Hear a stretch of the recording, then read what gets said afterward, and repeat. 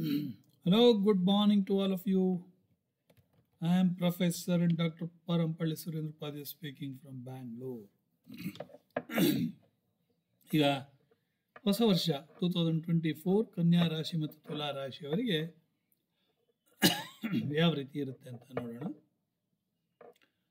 ಮೊದಲಿಗೆ 1 ಜನವರಿ 2024 ಸೂರ್ಯೋದಯ ಹೊತ್ತಿಗೆ ಅಂದರೆ 6:44:55 ನೀವು ಕುಂಡಲಿಯನ್ನು ಹಾಕಿದಾಗ ನಿಮಗೆ ಈ ಕೆಳಗಿನ ಕುಂಡಲಿ ಬರ್ತದೆ.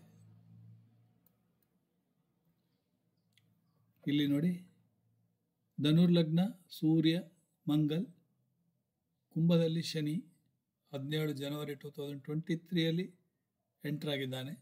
ರಾಹು ಮೀನದಲ್ಲಿ ಅಕ್ಟೋಬರ್ 2023 ಎಂಟರ್ ಆಗಿದ್ದಾನೆ. ಗುರು ಮೇಷದಲ್ಲಿ ಅಪ್ ಟು ಮೇ 1 ವರೆಗೆ ಇರ್ತಾನೆ. ಮೇ 1 ಐ ಥಿಂಕ್ 11:40 ವೃಷಭ ರಾಶಿಗೆ ಹೋಗ್ತಾನೆ. ಮತ್ತು ಉಳಿದ ಗ್ರಹಗಳೆಲ್ಲ ಚಿಂಟು ಪುಂಟು ಅಂತೇಳಿ ಹೇಳ್ತಾರಲ್ಲ, 3 ತಿಂಗಳಿಂದ 6 ತಿಂಗಳವರೆಗೆ. ಓಕೆ, ಅದರಲ್ಲಿ ಬುಧ ಸೂರ್ಯನ ಜೊತೆಗೆ, ಒಂದು ಸೂರ್ಯನ ಹಿಂದೆ, ಒಂದು ಸೂರ್ಯನ ಜೊತೆಗೆ ಇಲ್ಲ, ಸೂರ್ಯನ ಮುಂದೆ ಇರ್ತಾನೆ, ಹಿಂದೆ ಮುಂದೆ, ಯಾಕಂದರೆ ಅವನ ಸ್ಪೀಡು ಜಾಸ್ತಿ ಇರುತ್ತೆ. ಓಕೆ, ಸೊ ಈಗ ನಾವು ಇಲ್ಲಿ ದೃಷ್ಟಿ ಇಲ್ಲಿ ಹಾಕಿದ್ದೆ ನೋಡಿ. ಈಗ ಮೇಷದಲ್ಲಿ ಗುರು ಇದ್ದಾಗ ದೃಷ್ಟಿ, ಪಂಚಮ ದೃಷ್ಟಿ ಸಿಂಹರಾಶಿ ಮೇಲೆ ಬೀಳ್ತದೆ, ನೇರ ದೃಷ್ಟಿ ತುಲಾ ರಾಶಿ ಮೇಲೆ ಬೀಳ್ತದೆ, 9ನೇ ದೃಷ್ಟಿ ಧನುರ್ ರಾಶಿ ಮೇಲೆ. ಅದೇ ಮೇ 1 ನಂತರ ಗುರು ವೃಷಭಕ್ಕೆ ಹೋಗ್ತಾನೆ, 5ನೇ ದೃಷ್ಟಿ ಕೇತು ಅಂದರೆ ಕನ್ಯಾ ರಾಶಿಯಲ್ಲಿರುವ ಕೇತುವಿನ ಮೇಲೆ, ನೇರ ದೃಷ್ಟಿ ವೃಶ್ಚಿಕದ ಮೇಲೆ, 9ನೇ ದೃಷ್ಟಿ ಮಕರದಲ್ಲಿರುವ ಚಂದ್ರನ ಮೇಲೆ. ಶನಿ ದೃಷ್ಟಿ ಸೇಮ್, ಯಾಕಂದರೆ 2.5 ವರ್ಷ ಅವನು ಕುಂಭದಲ್ಲಿರ್ತಾನೆ. ಸೊ ಶತಭಿಷ 1ನೇ ಪಾದ ಮುಕ್ತಾಯವಾಗಿ ಈಗ ಧನಿಷ್ಠ 2 ಪಾದಗಳು ಆಗೋಯ್ತು. ಶತಭಿಷ ಇನ್ನು 3 ಪಾದಗಳಿದೆ, ಹಾಗೂ ಪೂರಾಭಾದ್ರ 3 ಪಾದ. ಒಟ್ಟಾರೆ ಮುಂದಿನ 2025 ಜೂನ್ವರೆಗೆ ಅವ ಕುಂಭರಾಶಿಯಲ್ಲಿರ್ತಾನೆ. ಕುಂಭರಾಶಿ ಎಂಬುದು ಮೂಲ ತ್ರಿಕೋಣ ರಾಶಿ. ಮಕರ ರಾಶಿಗೆ ಶನಿ 2ನೇ ಮನೆಯಲ್ಲಿದ್ದಾನೆ, ಅಂದರೆ ಧನಸ್ಥಾನದಲ್ಲಿದ್ದಾನೆ. ಅದನ್ನು ಮಕರ ರಾಶಿಯವರ ಬ್ಯಾಂಕ್ ಬ್ಯಾಲೆನ್ಸ್ ಜಾಸ್ತಿ ಆಗ್ತಾನೇ ಇರುತ್ತೆ. ಶನಿ 2ನೇ ಮನೆ ಮಕರ ರಾಶಿಯವರಿಗೆ ಮಕರದ ಅಧಿಪತಿ ಹಾಗೂ ಕುಂಭ ಮೂಲ ತ್ರಿಕೋಣ ರಾಶಿ. ರಾಹು ಮೂಲ ತ್ರಿಕೋಣ ಕುಂಭರಾಶಿ ಆಗಿರುತ್ತೆ ರಾಹುಗೆ. ಆದರೆ ರಾಹು 18 ತಿಂಗಳು ಮೀನದಲ್ಲಿರ್ತಾನೆ, ಅಕ್ಟೋಬರಿಂದ ಇನ್ನು 18 ತಿಂಗಳು, 1.5 ವರ್ಷ ಅವನ ಒಂದು ಅವಧಿ. ಅದೇ ಗುರು 11 ತಿಂಗಳಿಂದ 1 ವರ್ಷ ಒಂದು ರಾಶಿಯಲ್ಲಿರ್ತಾನೆ. ಸೂರ್ಯ 1 ತಿಂಗಳು, ಸಂಕ್ರಾಂತಿ ಟು ಸಂಕ್ರಾಂತಿ, ಮಕರ ಸಂಕ್ರಾಂತಿ, ಮಕರ 14ನೇ ತಾರೀಕು ಸಂಕ್ರಾಂತಿ ಇರಬೇಕು, ಅಥವಾ 15 ಇರ್ಬೋದು. ಆವತ್ತಿನ ದಿನ ಮಕರ ಸಂಕ್ರಾಂತಿ, ಮಕರಕ್ಕೆ ಕಾಲಿಡ್ತಾನೆ ಸೂರ್ಯ. ಆವಾಗ ಉತ್ತರಾಯಣ ಪುಣ್ಯಕಾಲ. ನಮ್ಮೂರಿನಲ್ಲಿ ಸಾಲಿಗ್ರಾಮ ಜಾತ್ರೆ ನಡೀತದೆ. ಗುರು ನರಸಿಂಹನ ತೇರು ಮುಂದಿನ ಆಂಜನೇಯ ಗುಡಿವರೆಗೆ ಎಳ್ಕೊಂಡು ಹೋಗ್ತಾರೆ. ಓಕೆ, ಅದೇ ರೀತಿ ಗುರು ಟು ಮೇ, ಆಮೇಲೆ ವೃಷಭ. ಈಗ ನಾನು ಕನ್ಯಾ ರಾಶಿಯವರಿಗೆ ಹೇಳಬೇಕಾಗತ್ತೆ. ಕನ್ಯಾ ರಾಶಿಗೆ ಹೇಳಬೇಕಾದ್ರೆ ಮೇಷದಲ್ಲಿರುವ ಗುರು ಕನ್ಯಾ ರಾಶಿ ಏನಾಗ್ತದೆ, ಕನ್ಯಾ ರಾಶಿಗೆ ಅದು ಅಷ್ಟಮದ ಸ್ಥಾನ ಆಗ್ತದೆ. ಸೊ ಅದರಿಂದ ಅಷ್ಟಮದಲ್ಲಿ ಗುರು ಇದ್ರೆ ಏನಾಗ್ತದೆ, ಹರ್ಡಲ್ಸ್ ಏನಾರಿದ್ರೆ ಸ್ವಲ್ಪ ಕಡಿಮೆ ಆದೀತು ವಿನ ಹರ್ಡಲ್ಸ್ ಕಂಪ್ಲೀಟ್ ಅವಾಯ್ಡ್ ಆಗುವುದಿಲ್ಲ. ಅದೇ ತುಲಾ ರಾಶಿಯವರಿಗೆ ಗುರು ಸಪ್ತಮ ಸ್ಥಾನವಾಗ್ತದೆ. ತುಲಾ ಲಗ್ನ ತುಲಾ ರಾಶಿ, ನಾನು 2 ಒಟ್ಟಿಗೆ ಹೇಳ್ತೇನೆ.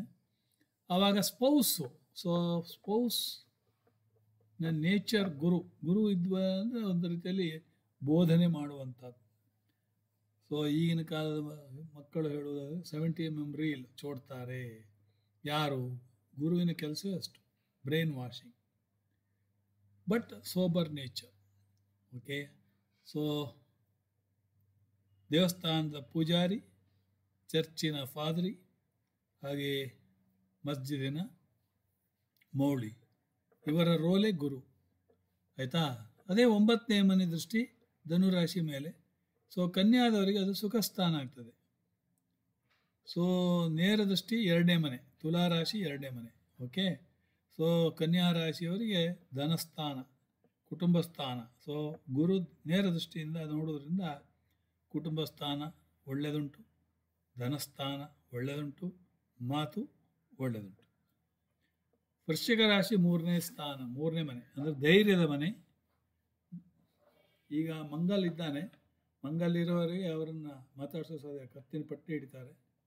ಯಾರು? ಕನ್ಯಾ ರಾಶಿಯವರು. ಅದು ಅವರ ಬ್ರದರ್ ಮನೆ, ನೇಬರ್ಸ್ ಮನೆ. ಸೊ ಗುರುವಿನ ದೃಷ್ಟಿಯಿಂದ ನೇಬರ್ಸ್ ಜೊತೆಗೆ ಸಂಬಂಧ ಒಳ್ಳೆಯದಿರುತ್ತದೆ. ಅದೇ ವೃಷಭಕ್ಕೆ ಗುರು ಹೋದಾಗ ಕನ್ಯಾ ರಾಶಿಯವರಿಗೆ ಹೇಗಿರುತ್ತೆ? ಕನ್ಯಾ ರಾಶಿಗೆ ಅದು 5ನೇ ಮನೆ ಅಂದರೆ ಪಂಚಮ ಪೂರ್ವಸ್ಥಾನ, ಪಂಚಮ ಮಕ್ಕಳ ಸ್ಥಾನ, ಪಂಚಮ ಕ್ರಿಯೇಟಿವಿಟಿ ಸ್ಥಾನ, ಪಂಚಮ ಹೈಯರ್ ಎಜುಕೇಷನ್ ಸ್ಥಾನ. ನೋಡಿ, 5 ಮನೆಗೆ. ಉತ್ತರ ಕಾಲಾಮೃತವನ್ನು ನೀವು ಓದಿದರೆ ಅದರಲ್ಲಿ ಸುಮಾರು 80ರಿಂದ 110, 130 ಕಾರಕತ್ವಗಳನ್ನು ಕೊಟ್ಟಿರ್ತಾರೆ. ಅದೆಲ್ಲ ನಿಮಗೆ ಗೊತ್ತಿರಬೇಕು. ಆ್ಯಕ್ಚುಲಿ ಯಾರೂ ಅಷ್ಟೆಲ್ಲ ಬಾಯ್ಪಾಠ ಹೊಡೆಯೋದಿಲ್ಲ. ಈಗಿನ ಕಾಲದಲ್ಲಿ ಸಾಫ್ಟ್ವೇರ್ ಬಂದಿದೆ, ಸಾಫ್ಟ್ವೇರ್ನಲ್ಲಿ ಭಾಳ ಸುಲಭವಾಗಿ ಕೊಟ್ಟಿರ್ತಾರೆ. ಆದರೆ ಅದು ರೆಡಿಮೇಡ್.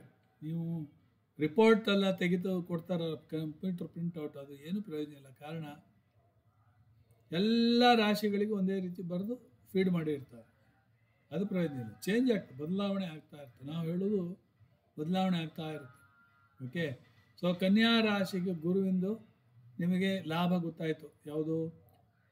3ನೇ ಮನೆ ವೃಶ್ಚಿಕ ರಾಶಿ, ಹಾಗೆ 4ನೇ ಮನೆ, 5ನೇ ಮನೆ.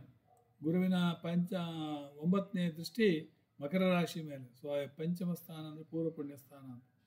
ಸೊ ಮಕ್ಕಳು ಒಳ್ಳೆ ಕಲಿತಾರೆ ಅಂತ ಹೇಳ್ಬೋದು. ಎಜುಕೇಷನ್, ಹೈಯರ್ ಎಜುಕೇಷನ್, BE ಆದರೆ MTech ಮಾಡ್ತಾರೆ, MS ಮಾಡ್ತಾರೆ, ಹಾಗೆ. ಓಕೆ. ಕೇತು ಲಗ್ನದ ರಾಶಿಯಲ್ಲಿರೋದ್ರಿಂದ ಒಂದು ರೀತಿಯಲ್ಲಿ ಬೇರೆ ಹುಡ್ಕೊಂಡು ಹೋಗ್ತಾರೆ. Deep root oriented people, research oriented people. Ketu ಜ್ಞಾನಕಾರಕ, ಗುರು ಜ್ಞಾಪಕಕಾರಕ, ಮೆಮೊರಿ ಸಿಕ್ಕಾಪಟ್ಟೆ ಸ್ಟ್ರಾಂಗ್. ಓಕೆ. ಸೊ ಇದು ನಿಮಗೆ ಕನ್ಯಾ ರಾಶಿ. ಇನ್ನು ತುಲಾ ರಾಶಿಯವರಿಗೆ ನಾವು ತಗೊಂಡ್ರೆ ಗುರು ಎಲ್ಲಿದ್ದಾನೆ? ಗುರು ತುಲಾ ರಾಶಿಯವರಿಗೆ ನೇರವಾಗಿ ಇರುವುದರಿಂದ ಅವರ ಸ್ಪೌಸ್ ಭಾಳ ನಮ್ರತೆ. ಗುರು ಸೋಬರ್ ನೇಚರ್.